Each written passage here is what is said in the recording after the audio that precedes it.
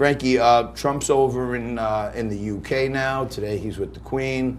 Last year he's kind of walked ahead of her, and everyone was making a big deal about it. Much like they're making this big deal about the movement of the USS John McCain, which is something I know is near and dear to your heart.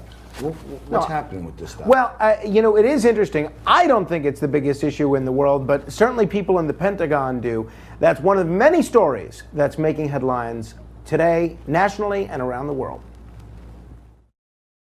President Trump and First Lady Melania Trump received a royal welcome in London this morning, featuring all the pomp and circumstance of an official state visit. The president joined Queen Elizabeth and other members of the royal family for a military ceremony on the grounds of Buckingham Palace. A little bit later, he laid a wreath at Westminster Abbey at the grave of the unknown. Tonight, the Queen will host a formal state banquet.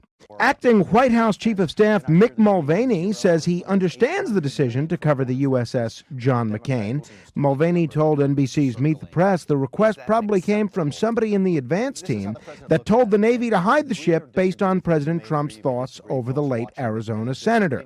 Mulvaney said it wasn't unreasonable for a White House staffer to request the military ship be covered during Trump's visit to Japan last week. Iran's foreign minister says President Trump's real estate tactics won't work when dealing with Iran. Mohammad Javad Zarif told ABC's This Week that while Trump calls it an economic war, he calls it economic terrorism because it's not targeting the country's leaders, but ordinary Iranian people. Zarif said an invitation from Trump to talk with Iranian officials likely won't happen because all it is a continuation of the process of pressure. When asked if Iran would trust President Trump, the foreign minister said he believes the international community might think twice.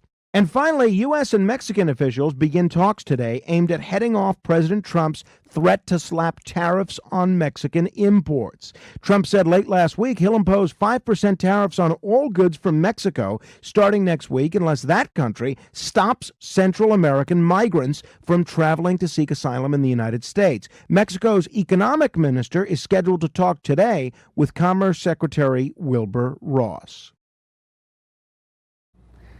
So, John, everybody is making a huge deal over this situation with Mexico. This broke on Thursday night. You haven't had an opportunity to comment on it. What was your reaction when you saw the president slapping this 5% tariff on all goods coming from Mexico unless we can do something by June 10th? I love it. Really? And if I was allowed to curse, I'd say something more between I and love it, because this is a real negotiator. This is why he got elected president, because people see a businessman, and a businessman doesn't go in the room and pull his pants down.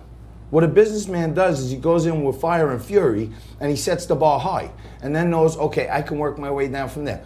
Mexico, you don't want to pay for the wall? No problem.